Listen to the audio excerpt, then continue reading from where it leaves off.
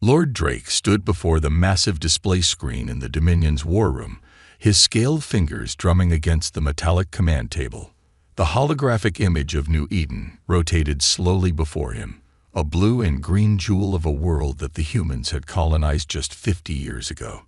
"They're farmers," he said, his voice filled with contempt. "Simple dirt diggers who barely have orbital defense systems." He turned to face the gathered war council, his ceremonial armor gleaming under the harsh lights. "This will be the easiest conquest in the Dominion's history." Dr. Wells, a small, hunched figure in plain scientific robes, cleared her throat. "My lord, I must advise caution. Our studies of human history suggest—" "Spare me your academic theories, Doctor," Drake interrupted. "I've seen the physical data.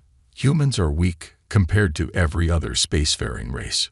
No natural armor, no claws, poor night vision, and barely any muscle mass." He pulled up comparison charts on the screen. "Even their reaction times are mediocre." The War Council murmured in agreement, but Dr. Wells persisted. "Physical capabilities aren't everything, my lord.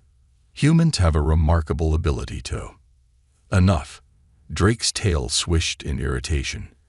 "I didn't call this meeting to discuss anthropology. We're here to plan a conquest, and I've already decided on the perfect strategy." He pressed a button, and the display changed to show images of the Dominion's pride and joy. Their war beasts, massive creatures from 100 worlds, each one enhanced with cybernetics and covered in battle armor. There were 6-legged predators from the gravity wells of heavy worlds, serpentine hunters from gas giant moons, and aerial killers that could dive at supersonic speeds. "We'll drop the war beasts during their harvest season," Drake explained, his eyes gleaming. "Their communities are spread out, focusing on gathering crops. Perfect hunting conditions." He zoomed in on the agricultural regions of New Eden. "The beasts will devastate their farming communities, and their primitive militia won't know how to respond." General Cross, a veteran of 3 campaigns, raised a concerned hand. "Why not simply bombard them from orbit, my lord?" Drake's expression turned sly. "Because we need this world intact. New Eden is perfect for colonization. Rich soil, breathable air, and established infrastructure. Why destroy what we can simply take?" He smiled, showing rows of sharp teeth. "Besides, this approach will minimize casualties among our own forces. The war beasts are expendable." The council members nodded appreciatively. It was a clever strategy, they thought. Use biological weapons that would leave the infrastructure intact while terrorizing the population into submission. Dr. Wells made one last attempt. "At least let me show you the data about human hunting patterns throughout their history. Their species has experience with—" "Dismissed, Doctor," Drake said coldly. "Save your concerns for your research papers." As the council members filed out, Drake remained behind, studying the colony's agricultural maps. He focused on one region in particular, the Bennett Valley, where most of the grain was grown. "We'll start here," he muttered to himself. "Drop the largest predators first. These farmers won't stand a chance against beasts that could tear through metal." In her office, Dr. Wells pulled up her research files on human history. Images flashed across her screen. Ancient cave paintings showing humans hunting mammoths, historical documents about species humans had driven to extinction, studies about their evolution as persistence hunters. She began typing quickly, preparing one final report. "They're making a terrible mistake," she whispered to herself. "These simple farmers are the descendants of the most successful predators Earth ever produced." But she knew Drake wouldn't read her report. Like so many others, he saw only what he wanted to see, a primitive colony ripe for conquest. The war beasts were being loaded into their drop pods, and the invasion of New Eden was about to begin. The Dominion was about to learn why underestimating humans was a deadly mistake. The morning sun rose over Bennett Valley as Bill Cooper drove his harvester through the golden wheat fields. It was a massive machine, but he handled it with the ease of someone who'd spent 20 years farming on New Eden. Through the harvester's front window, He watched his grandson Tommy running alongside the machine, pretending to race it. That's when the sky turned dark. At first, he thought they were meteors, bright streaks cutting through the morning clouds. But meteors didn't slow down before impact, and meteors didn't roar when they hit the ground. "Tommy," Bill shouted through the harvester speakers, "get back to the house. Now." The boy ran as the first pod crashed into the wheat field half a mile away. The impact sent waves through the golden crop like ripples in a pond. Bill switched on his radio, already hearing the panic in the emergency broadcast channel. Unknown objects dropping across Bennett Valley. A voice crackled. All farmers returned to safety points immediately. Bill turned his harvester around, but it was too late. Something massive burst from the fallen pod, sending twisted metal and dirt flying in all directions. Through the dust, he saw a creature straight out of humanity's darkest nightmares.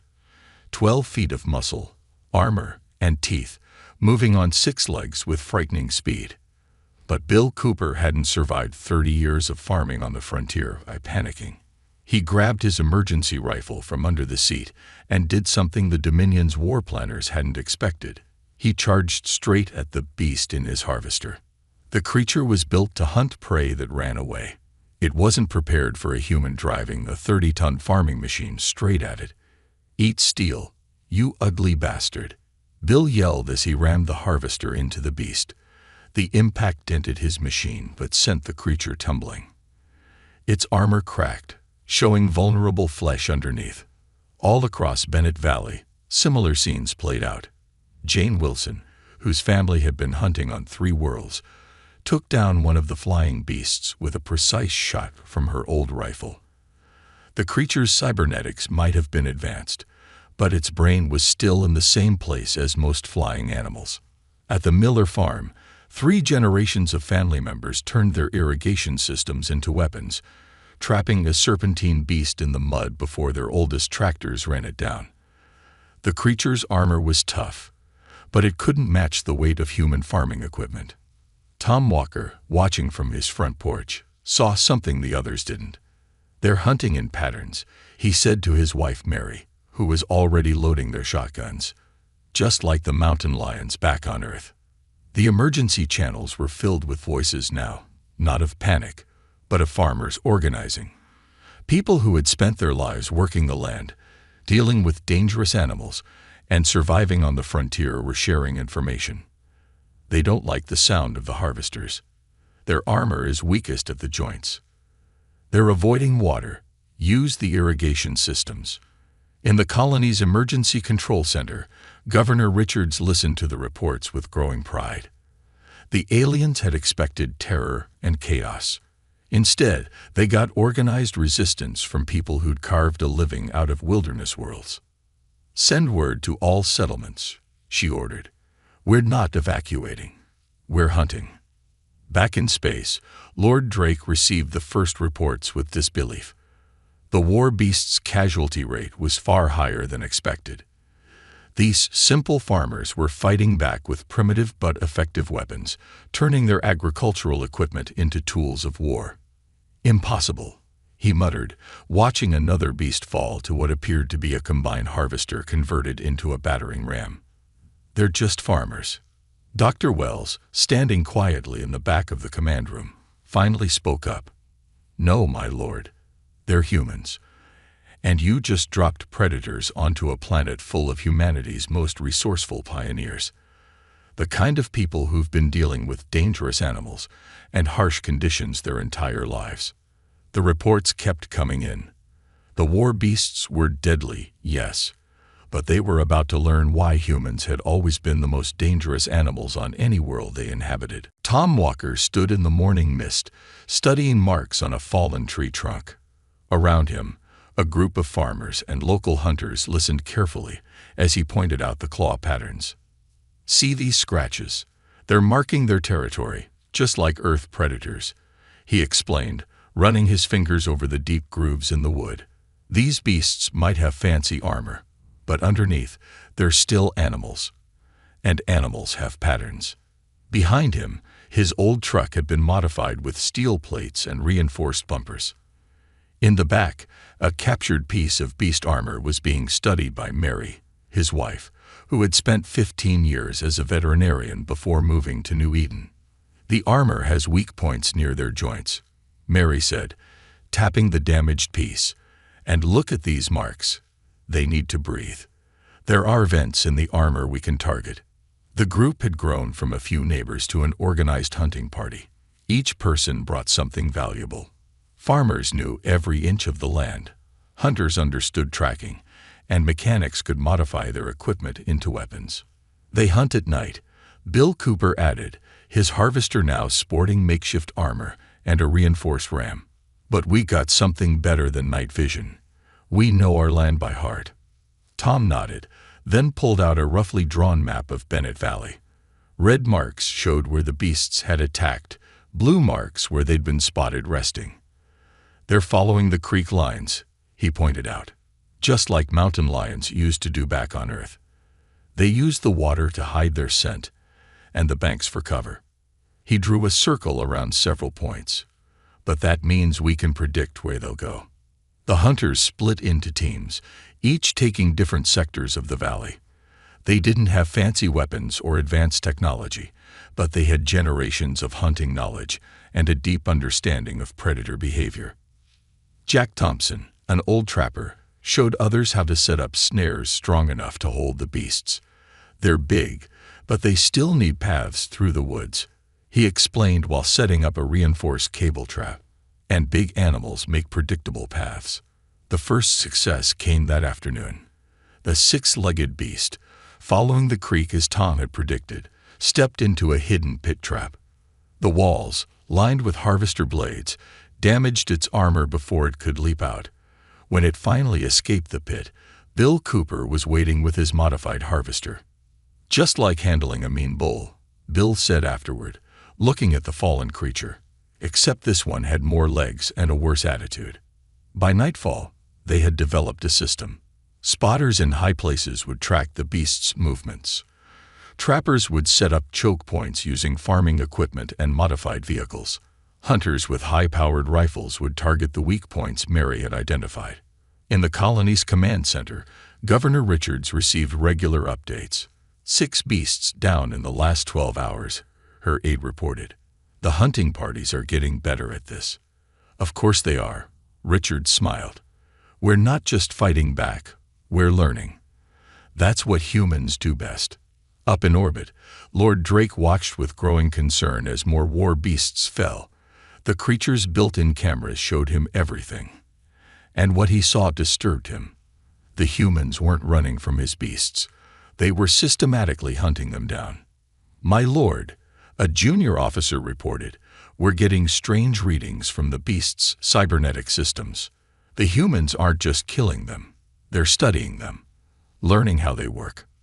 Dr. Wells, who had been quietly monitoring the situation, finally spoke. "Did you know, my lord, that before humans built spaceships, they hunted animals larger than themselves to extinction on almost every continent of their homeworld? Not with advanced weapons, but with simple tools and understanding of animal behavior." She pointed to a screen showing humans setting up another trap. "Those aren't just farmers and colonists down there. Those are the descendants of Earth's most successful hunters, and you just gave them new prey to hunt." The war beasts were learning a hard lesson. On any world humans inhabited, they were never the apex predator for long. The ground shook as more drop pods pierced the evening sky above Bennett Valley. Lord Drake had doubled down on his strategy, sending in his largest and most aggressive war beasts. But this time, the humans were ready. "They never learn, do they?" Tom Walker said, watching the pods descend through his binoculars. He keyed his radio, now part of a network spanning every farm and homestead in the valley. "Heads up, everyone. We've got new guests coming to dinner." The response was immediate but calm. No panic, no chaos. Just the smooth operation of people who had been preparing for this moment. "North Sector ready," came Bill Cooper's voice. His harvester, now practically a tank with its reinforced armor and mounted weapons, waited in a camouflaged barn. "South Sector in position," reported Jane Wilson. Her hunting platforms, built high in the valley's old trees, gave her team perfect firing positions at the beast's weak points. The first pod crashed through a wheat field. Its door blew open, and a massive creature emerged, bigger than the previous ones, with thick armor plates and what looked like energy weapons mounted on its shoulders. It raised its head and roared, expecting to terrify its prey. Instead, it triggered a trap. Hidden speakers around the field blasted out a specific frequency that Mary Walker had discovered while studying the captured beasts. The sound wasn't harmful to humans, but it played havoc with the creature's cybernetic systems. Their fancy technology is their weakness, Mary explained through the radio as the beast staggered. Natural animals adapt. These things can't change their programming. The creature stumbled into the wheat field. Its targeting system scrambled. That's when the humans struck. Harvester machines emerged from hidden positions, their normal cutting blades replaced with strengthened rams. They didn't need to kill the beast, just hold it in place. Like handling a mad bull, Bill shouted over the radio. Except this bull's got a computer for a brain. From her tree platform, Jane took careful aim with her rifle, now modified with armor-piercing rounds designed by the colony's engineers. Targeting the left shoulder vent, she reported calmly. Just like taking down a charging bear, hit them where they breathe. The shot rang out. The beast's armor cracked at its weakest point. More shots followed from other platforms, a coordinated attack that brought the massive creature down. Similar scenes played out across the valley as more pods landed. The humans had turned their entire farming region into one giant trap. Irrigation systems could flood areas in seconds, creating mud that fouled the beast's joints. Modified drones, originally used for crop spraying, now dropped nets and smoke bombs. In the colony's command center, Governor Richards watched the tactical display with pride. "Send the data from this sector to all other regions," she ordered. "Every farm, every village. Show them how we're beating these things." Up in orbit, Lord Drake's command staff watched in horror as more war beasts fell. These weren't random victories. The humans had developed systematic methods for dealing with each type of creature. "My lord," a junior officer reported, "they're adapting faster than we can send new variants. They're teaching each other. Every beast we lose, they learn more about how to kill the next one." Dr. Wells, still watching from her corner, smiled slightly. "Humans have a saying, my lord. The more things change, the more they stay the same. 10,000 years ago, they were sharing hunting techniques around campfires. Now they're sharing them through radios and data networks. But the principle is the same. They learn, they adapt, they survive." As if to emphasize her point, another war beast fell on the tactical display. The humans hadn't just learned to survive against the beasts. They'd learned to win. And they were teaching each other how to do it better with each passing hour. Lord Drake stormed into the research section of his command ship, his tail lashing with anger. The screens around him showed more failed attacks, more dead war beasts. How were simple farmers defeating his perfect weapons? "Dr. Wells," he shouted, "I want answers." The small scientist looked up from her desk, surrounded by historical documents and biological data. "I tried to give you answers before the invasion, my lord. Perhaps now you're ready to listen." She pressed a button, and the room's main display lit up with images from Earth's history.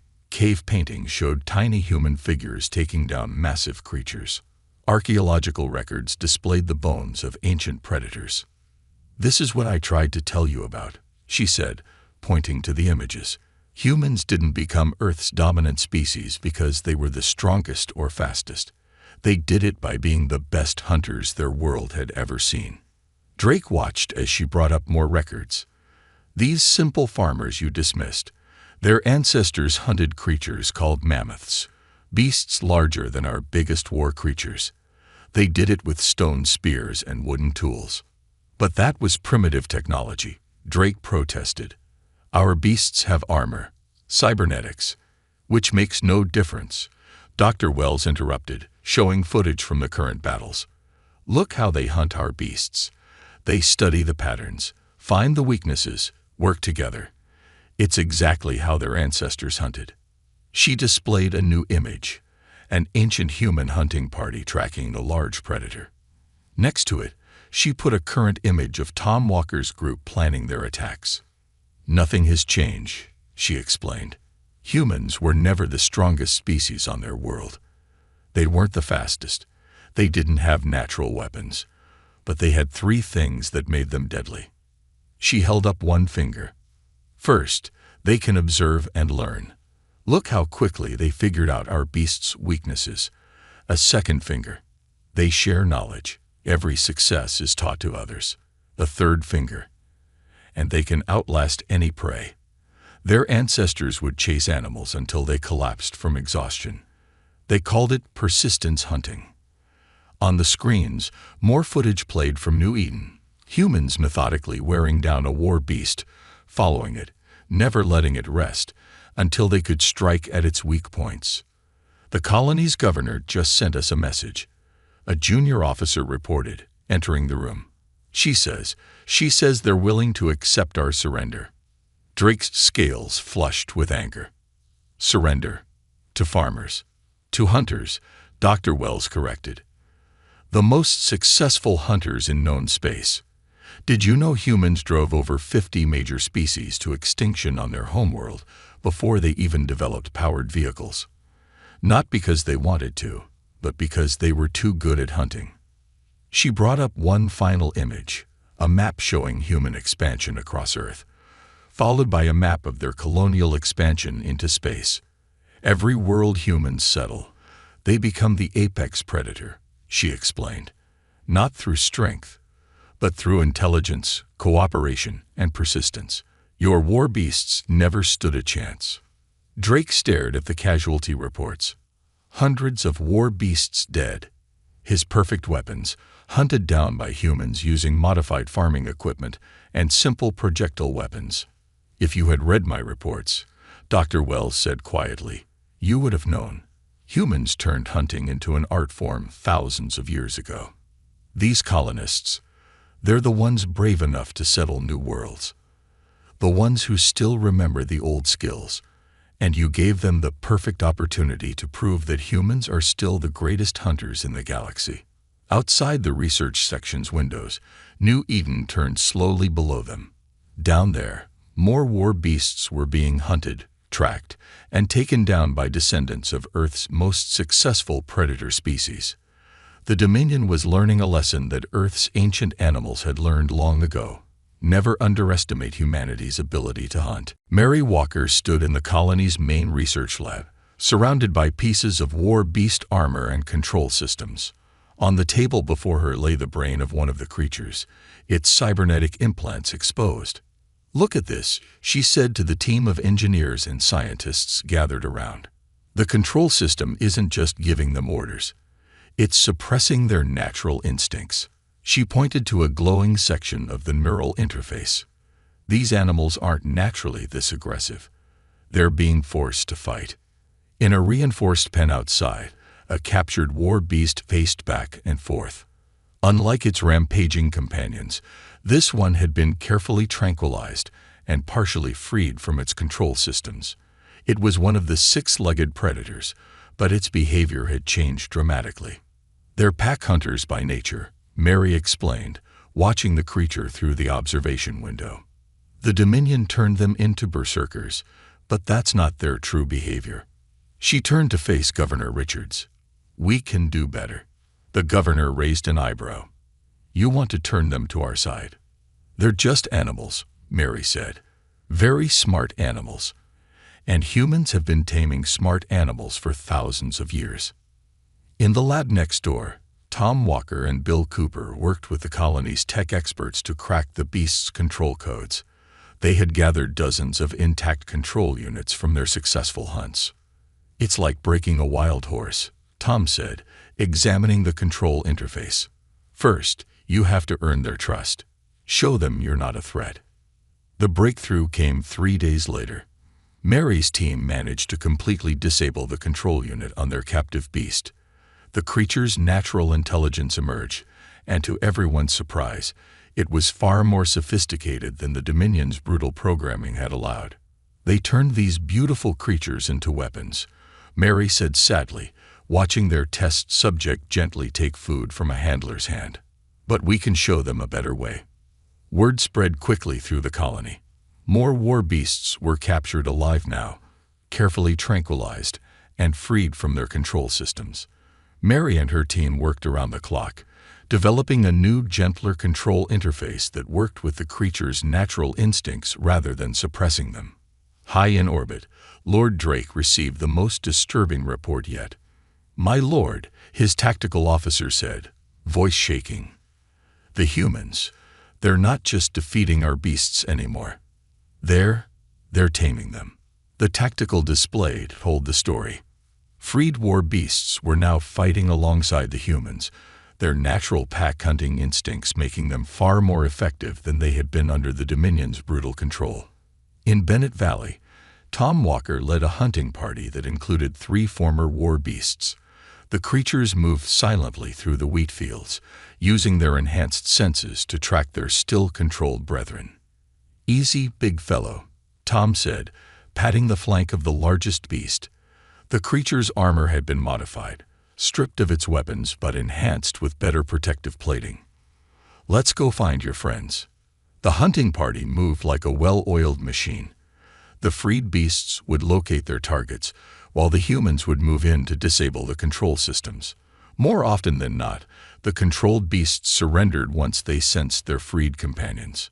The Dominion made a mistake, Governor Richards said, watching the latest successful hunt on her tactical display. "They thought these creatures were just weapons. But humans know better. We've spent our entire history working with animals, understanding them, forming partnerships." Dr. Wells, watching the same feed from the Dominion ship, couldn't help but smile. "First, they learned to hunt the beasts," she said to no one in particular. "Then they learned to understand them. And now," she gestured to the screen showing humans and freed war beasts working together. "Now they've done what humans always do. They've turned their former enemies into allies." Lord Drake stood before the Dominion High Council, his scales pale with shame. On the massive display behind him, footage played from the failed invasion of New Eden.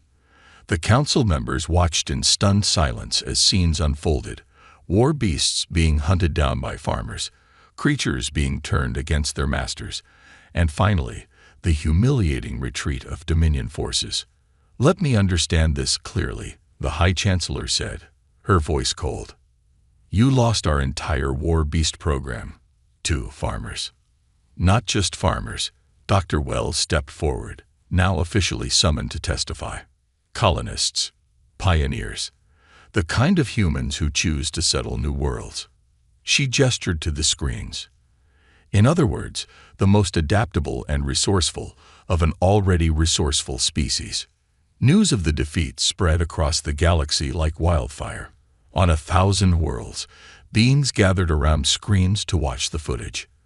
They saw humans in modified farming equipment taking down cyber-enhanced predators. They watched in amazement as colonists turned the feared war beasts into allies. Back on New Eden, the celebration was in full swing. The town square of Bennett Valley had been transformed. Alongside the parked harvesters and hunting vehicles stood reformed war beasts, their armor painted with the colony's colors.